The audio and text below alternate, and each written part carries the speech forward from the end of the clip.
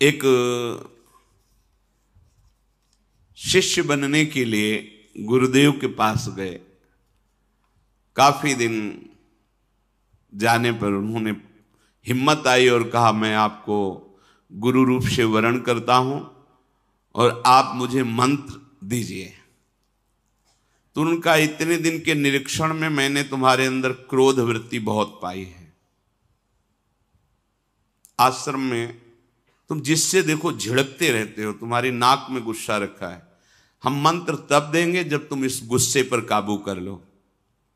1 वर्ष तुम्हें समय देते हैं, अपने क्रोध को काबू में करो, फिर तुम्हें हम मंत्र देंगे। 1 वर्ष तक तुम्हें कोई भी सताए, तुम्हें गुस्सा नहीं करना जी। 1 वर्ष पूरा हुआ, स्नान करके आ रहे थे। गुरुजी ने एक मेहता रानी को बुलाया और कहा, माई ये आ रहा है, तुम झाड़ू ऐसा लगाना किसी के ऊपर धूल जाए। ठीक है। वो तब तक खड़ी रही जब तक वो अजान नजदीक आए, तो रज में ऐसी झाड़ू लगाई कि पूरा रज ऊपर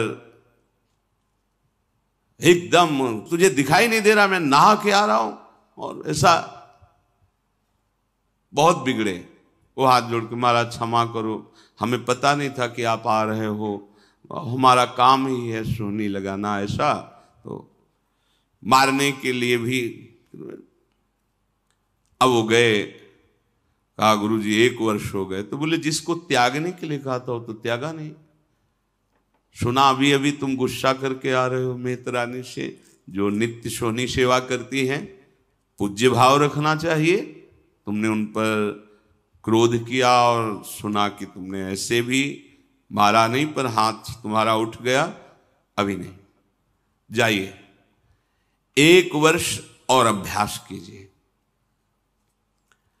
अब दूसरे वर्ष जो वो नित्य वही आश्रम की सोनी सेवा का उसका बोले, अब की बार झाड़ू मारना, धूल नहीं, नजदीक आवे तो झाड़ू ऐसे लग जाए उसके शरीर में। बोले, जो महाराज मारेगा तो नहीं। बोले नहीं, अब की बार 1-2 शिष्य आसपास रहेंगे, अगर वो गुस्सा करेगा तो उसे पकड़ लेंगे, तुम्हें मारेंगे नहीं। ठीक है महाराज। जब वो स्नान करके बड़े आनंद से आ रहे थे, तो अब की धूल नहीं उड़ाई, सीधे नजदीक जाके ऐसे झाड़ू 1-2 मारी और सीधे उसके शरीर में, पैरों में ऐसे। उसने कहा कि मूर्खा, तुझे समझ में नहीं है, मेरा 1 साल पीछे बर्बाद कर दिया। फिर दूसरा, मैं स्नान करके दीक्षा के लिए जा रहा था और बहुत कड़ुआ बोले, पर हाथ नहीं उठाया। गुरुजी, देखो तुमने गुस्सा किया, अभी 1 वर्ष, जब तुम्हें गुस्सा ना आवे 1 वर्ष अभ्यास करो।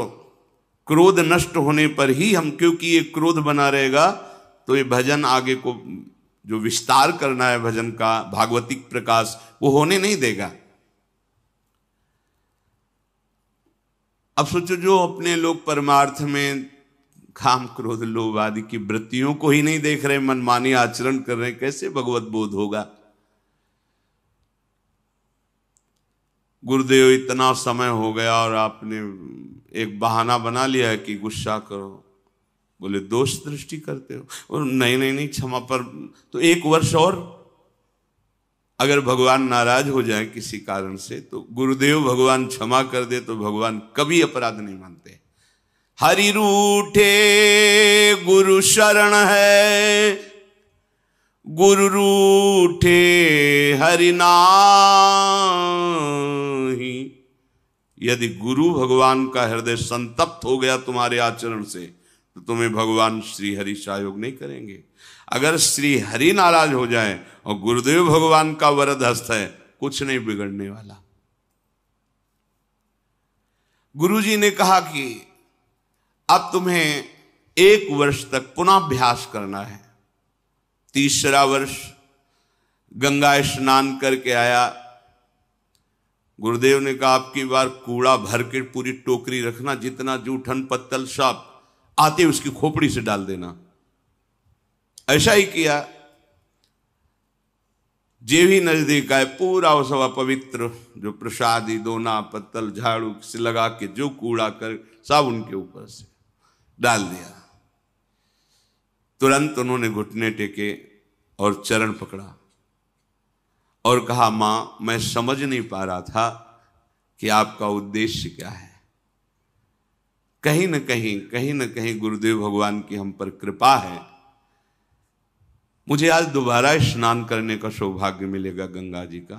लौट गए, नहा के आए, कहना नहीं पड़ा गुरु मंत्र दे दो, आओ गुरु मंत्र